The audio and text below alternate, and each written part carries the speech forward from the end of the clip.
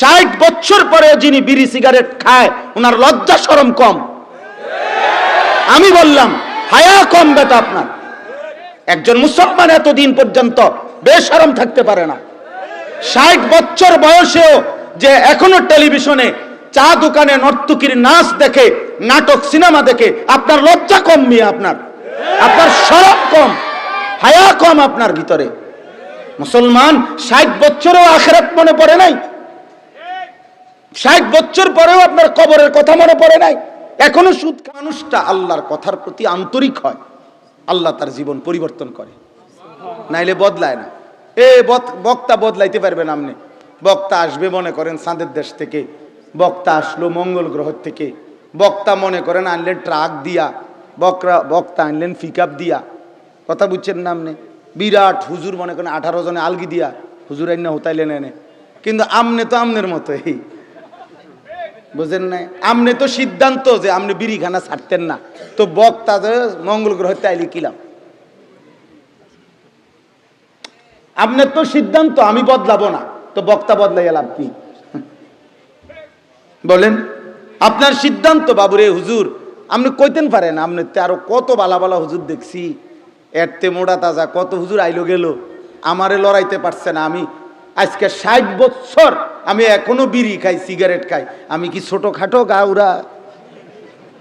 হ্যাঁ, এটাই কথা মিয়া। 60 বছর পরে যিনি বিড়ি সিগারেট খায় ওনার লজ্জা শরম কম। আমি বললাম হায়া কম বেটা আপনার। একজন মুসলমান এতদিন পর্যন্ত বেশরম থাকতে পারে না। 60 বছর বয়সেও যে এখনো টেলিভিশনে চা দোকানে নর্তকীর নাচ দেখে, নাটক সিনেমা দেখে, আপনার লজ্জা কম মিয়া, আপনার শরম কম, হায়া কম আপনার ভিতরে। মুসলমান 60 বছরেও আখিরাত মনে পড়ে নাই, 60 বছর পরেও আপনার কবরের কথা মনে পড়ে নাই, এখনো সুদ খান, এখনো কথায় কথায় গালি দেন, এখনো কিস্তি নেন। আস্তাগফিরুল্লাহ।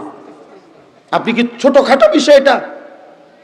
একজন মুমিন একদিন দুই দিন না, 60 বছর যার হায়াতের পার হয়ে গেছে, তার কি আজও আখিরাতের সময় হয় নাই? আজও কবরের সময় হয় নাই? এখনো নারী দেখবেন, এখনো নাটক সিনেমা দেখবেন আপনি, এখনো আপনি কথায় কথায় গালি দিবেন। আরে চাচা, কি সাংঘাতিক কথা না? কি ভয়ানক কথা! আস্তাগফিরুল্লাহ।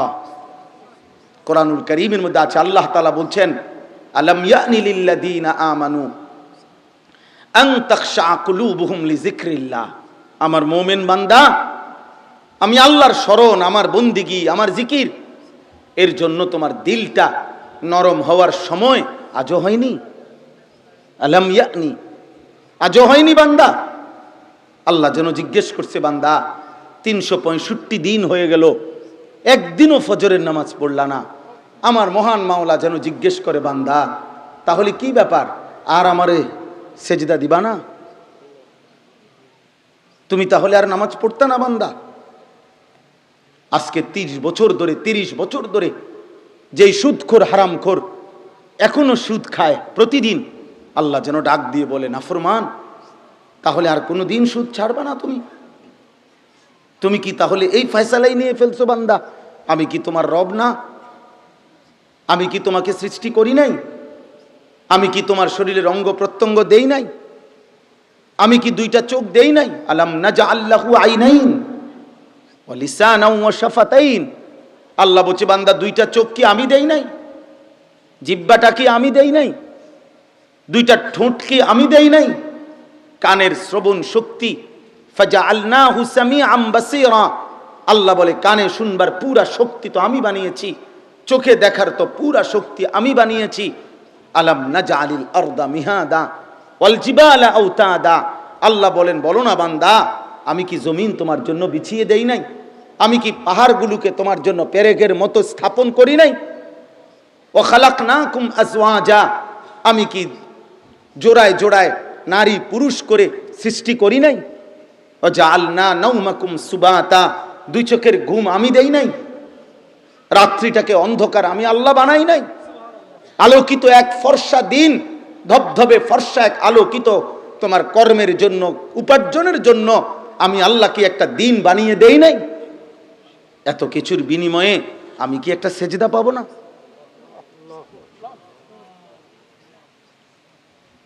বলো না যুবক, নওজোয়ান ভাই, সারাদিনে এক ওয়াক্ত নামাজ যে পড়লা না, একটা সেজদা যার কপালে নাই, আজকের সারাদিনে তোর মতো গাদ্দার, তোর মতো নিকৃষ্ট বেয়াদব অসভ্য আল্লাহর জমিনে বেটা, গোটা কায়নাতের মধ্যে কোনো কুত্তা এত নিকৃষ্ট হয় না।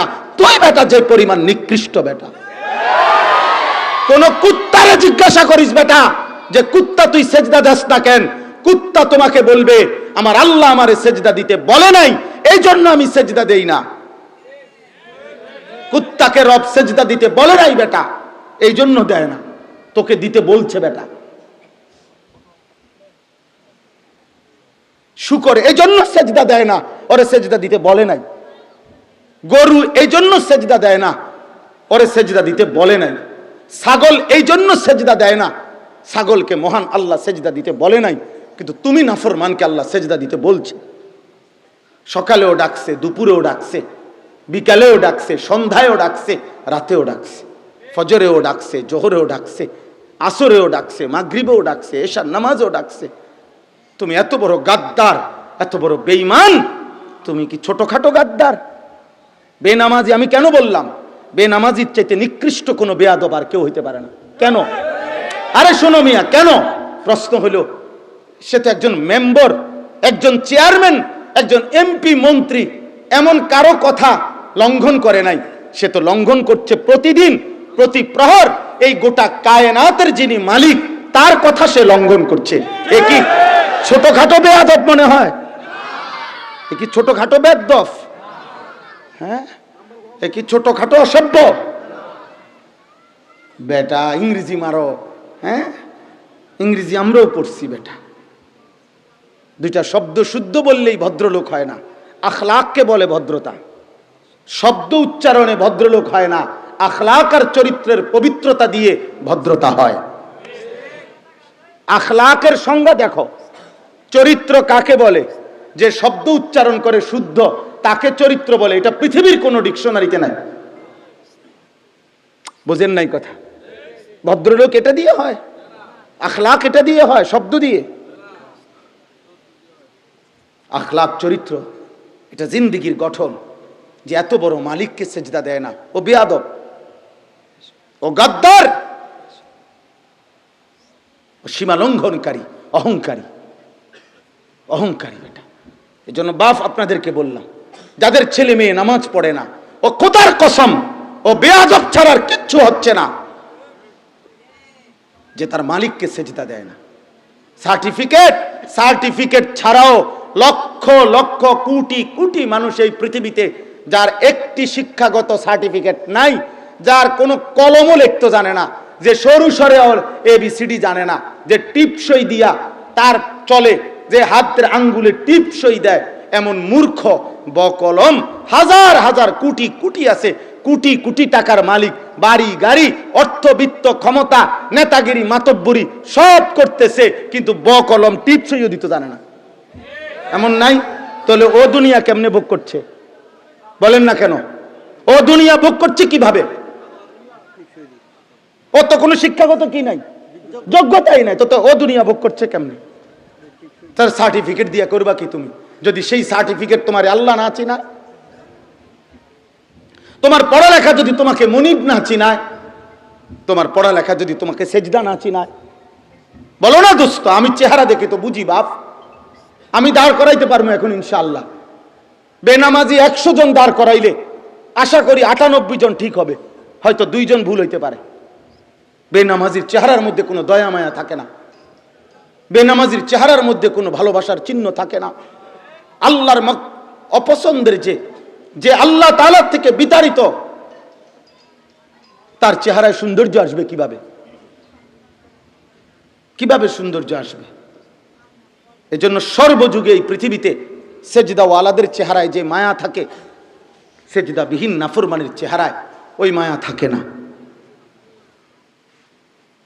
বিশ্ববিখ্যাত নবীর বিখ্যাত সাহাবী, শ্রেষ্ঠতম সাহাবী হযরত আব্দুল্লাহ ইবনে আব্বাস রাদিয়াল্লাহু তাআলা আনহুমা বলছেন, প্রত্যেকটা গুনাহ মানুষের 5টা ক্ষতি করে।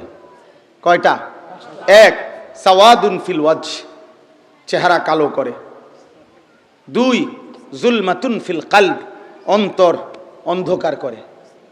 3, ওয়াহানুন ফিল বাদান, শরীর দুর্বল করে। 4, দাইকুন ফির রিজক, রিজিক কমিয়ে দেয়। 5, বুগদাতুন ফি কুলুবিল খালক, মানুষের কাছে ঘৃণা তৈরি করে। কোন নেশাখোর, মুদখোর, গাঁজাখোর, ফুট্টাখোর, বাবাখোর, ডাইলখোর, ইয়াবাখোর, জেনাখোর, বেবিচারী, বেহায়া, বেপর্দা, সুদখোর, এরকম জিজ্ঞাসা করে একসাথে পার্টনার, মনে করে দুইজনে মিললে তারা দুইজনে আজকে 10 বছর একসাথে নেশা করে, এই এগো একজন রে আলগা করে জিগাও যে তোমার সাথের হিতে কেমন। হে কি বলবো, জুনায়েদ বাগদাদি কথা কয় না, বলবে সিটারের সর্দার, বাটফারের হেডকোয়ার্টার, নেশাখোর। যদি বলেন যে কিরে তোরা একসাথে খাও, এরপরও তুমি তো বন্ধু, তুমি এর বিরুদ্ধে কও কেন? তো সে কি বলবে, বলে আমি কি একটা নেশাখোর রে কি বাইজি? তাইলে মন্দকে তো মন্দই বলবে, মন্দকে মন্দ লোকেও মন্দ বলে, সৎ লোকেও মন্দই বলে। আর নেককারকে, নেককার মানুষকে সৎ লোকেরাও নেককার বলে, অসৎ লোকেরাও নেককার বলে। একজন নেশাখোরকে যদি জিজ্ঞাসা করেন যে এই ছেলেটা নামাজি মুত্তাকি, তাকে জিজ্ঞাসা করলে সে বলবে ভাই আমি খারাপ হইতে পারি, কিন্তু ভাই তে বালা। আমি কি হইতে পারি ভাই, আমি খারাপ হইতে পারি, কিন্তু তে বালা ভাই। তাহলে কি বোঝা গেল? নেককার মানুষকে, পবিত্র মানুষকে অসৎ লোকেও কি বলে? উত্তমই বলে। এই জন্য আব্দুল্লাহ ইবনে আব্বাস রাদিয়াল্লাহু তাআলা আনহুমা বলছেন এই 5টা ক্ষতি করে। দোস্ত শোনো, তুমি চলো এবার, এখন দেখো, নাই তো তোমরা ছেলেরা আমরা চ্যালেঞ্জ করো। বাবা আমি এই দেশের মানুষ, আমি নাঙ্গলকোটের ছেলে, এটা আমার বাড়ি, এটা আমার দেশ, এটা আমার জন্মভূমি। অতএব এখন দাঁড়াও, তোমরা যারা বেনামাজি নাফরমান তোমরা এদিক দিয়ে দাঁড়াও, আমরা যারা মাগরিবের নামাজ জামাতে পড়ছি আমরা এদিকে দাঁড়াই। পৃথিবীর চাঁদের দেশ থেকে বা মঙ্গল গ্রহ থেকে নিরপেক্ষ কোনো লোক নিয়ে আইসা বলো যে আপনার কাছে মায়া চেহারা, ভদ্র চেহারা কাকে মনে হয়, আপনি বলে দেন। অপরিচিত লোক আনো, এই জমিন থেকে আইনো না, প্রয়োজনে চাঁদের দেশ থেকে লোক আনো, আনলো সে বলবে নামাজিদের চেহারার দিকে তাকিয়ে এরাই পবিত্র মনে হয়, এদেরকেই উত্তম মনে হয়। চলো নাই তো দোস্ত আমার, বন্ধু আমার, সাথী আমার, এই সামান্য চুলের ফ্যাশন, এটা কোনো ফ্যাশন না দোস্ত। পেশাব করে পানি নাও না, টয়লেট পেপার ব্যবহার করো না, এই নাপাক জিন্দিগি, অসভ্য জিন্দিগি।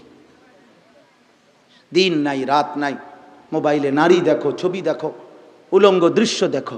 এই জিন্দিগি ঘৃণ্য জিন্দিগি, এই জিন্দিগি অসভ্য জিন্দিগি, এই জিন্দিগি চরিত্রহীনের জীবন, এই জীবন লম্পটের জীবন। এই পৃথিবী না জানুক, আসমানওয়ালা জানে। আমি সেদিনও বলছি, হুজুর, কোন হুজুরের লগে এত তেল ডললেন না, হুজুরে আমনের বিচার করতো না, বিচার করবো আল্লাহ। হুজুরে যদি একার খুশি হয়ে গেছে হুজুরে আমনের উপরে, হ্যাঁ তো বেহেস্ত তো, কথা কর না কেন? না বেহেস্ত তো, ইমাম সাহেব যখন খুশি হয়ে গেছে, টাকা 200 ধরাই দিছেন, ইমাম সাহেব খুশি, তার মানে বেহেস্ত তো নাকি? ইমাম সাহেবের সম্পত্তি বেহেস্ত, ইমাম সাহেব টেন্ডার নিচে বেহেস্ত। তাইলে আখেরাত খামখেয়ালি, আখেরাত খামখেয়ালি বেটা।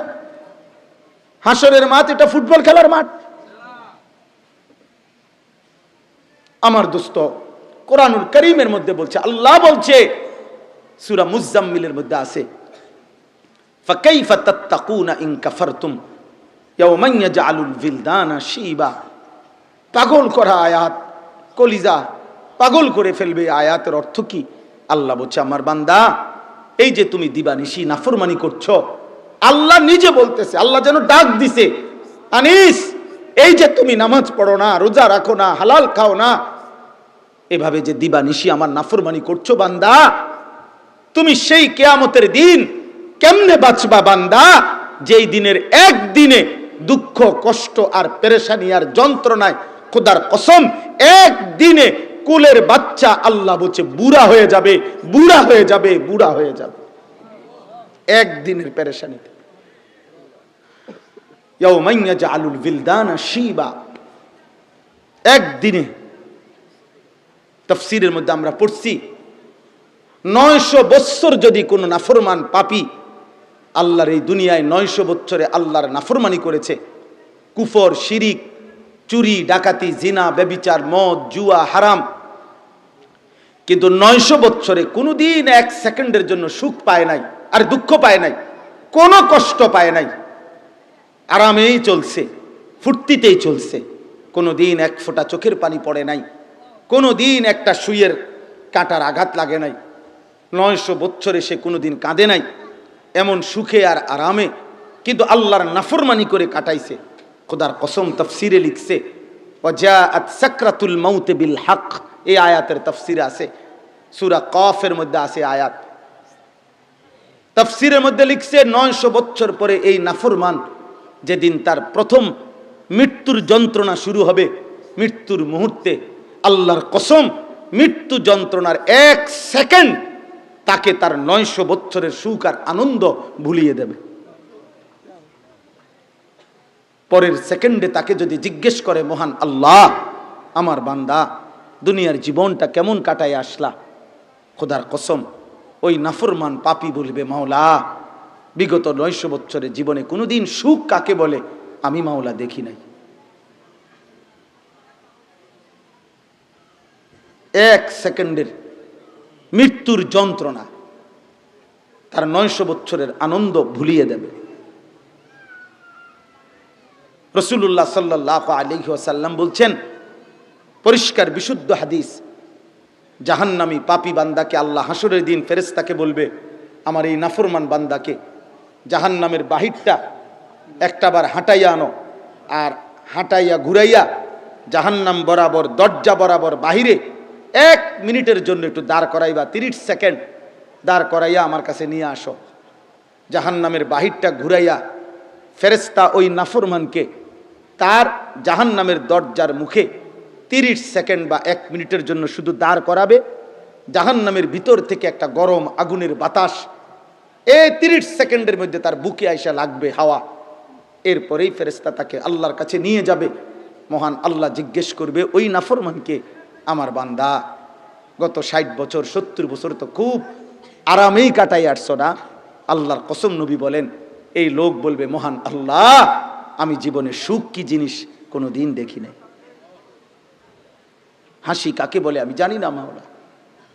নবীজি বলছেন, জাহান্নামে এখনো ঢুকে নাই, বরং জাহান্নামের 1 সেকেন্ডের বাতাস বাহিরে তার 60 বছর 70 বছরের সুখ আনন্দ দুনিয়ার নাফরমানির কারণে যা সুখ করছিল সব ভুলে যাবে। এখন বাকিটা আযাব কেমন হবে?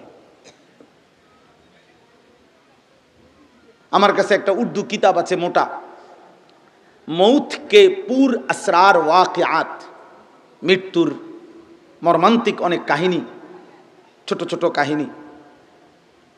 এই কিতাবের মধ্যে আছে হযরত ঈসা আলাইহিস সালাম, ঈসা নবী, আল্লাহর হুকুমে তিনি মানুষকে কবর থেকে তুলতে পারতেন।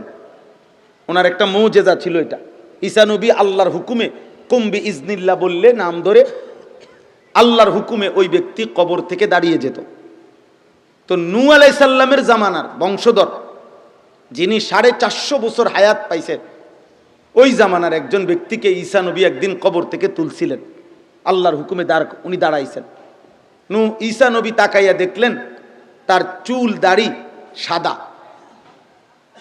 তো নিয়ম হইল, তাফসীরের মধ্যে আছে, হযরত ইব্রাহিম আলাইহিস সালামের আগে পৃথিবীর কোনো মানুষের চুল দাড়ি মৃত্যু পর্যন্ত যত বৃদ্ধই হোক পাকতো না, মানে সাদা হইতো না, কালোই থাকতো। বুঝেন নাই কথাটা? ইব্রাহিম আলাইহিস সালাম আউয়ালু মান শাবা ইব্রাহিম, সর্বপ্রথম চুল দাড়ি সাদা হইছে যার, তিনি ইব্রাহিম আলাইহিস সালাম। এর আগে মানুষের কি হতো না, চুল দাড়ি সাদা হতো না। এটাও তাফসীরের মধ্যে আছে।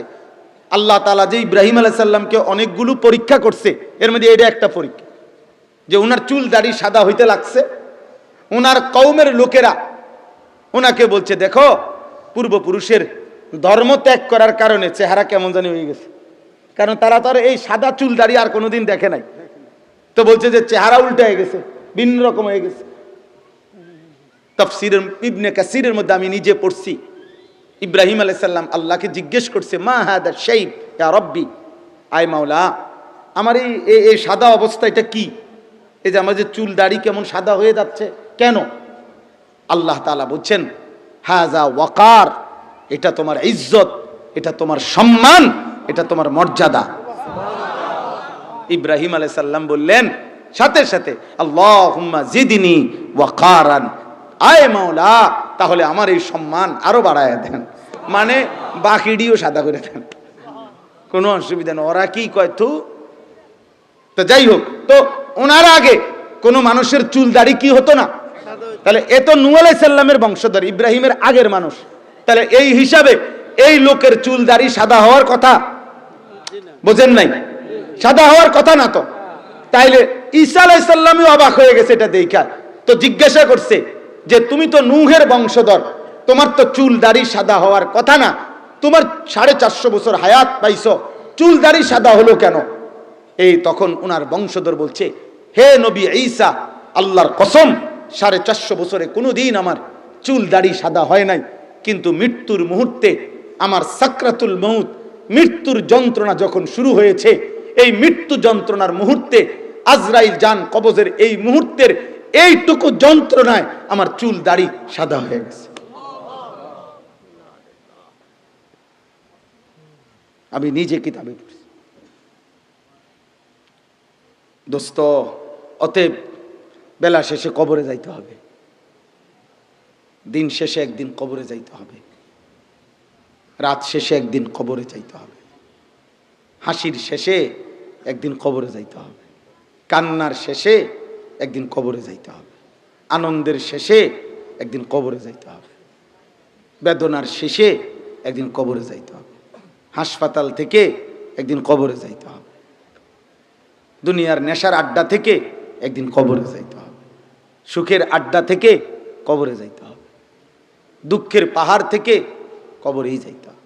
অর্থাৎ হাসি কিংবা কান্না করি, আনন্দ কিংবা বেদনা, সুখ কিংবা দুঃখ, রোদ কিংবা বৃষ্টি, আলো কিংবা অন্ধকার, রাজপ্রাসাদ কিংবা কুড়ে ঘর, ক্ষমতার উচ্চ পর্যায় কিংবা রাস্তার ফকির, আখের গন্তব্য কিন্তু কবর। হাত্তা জুরতুমুল মাকাবির, আল্লাহ বলছে আলহাকুমুত তাকাসুর, আমার বান্দা দুনিয়া তো তোমারে ডুবাইয়া দিল, আখেরাত তো ভুলাইয়া দিল, কিন্তু এরই মাঝে তো তুমি একদিন কবরস্থানে পৌঁছে যাবে। মনে থাকলেও মরে যাইবা, মনে না থাকলেও মরে যাই। কাল্লা সাউফা তা'লামুন, আল্লাহ বলে আর কবরে আসলেই আমি আল্লাহ তোমাকে জানাবো, আমার 1 সেকেন্ডের শাস্তিতেই তুমি টের পাইবা কি করা উচিত ছিল আর কি করা উচিত ছিল না।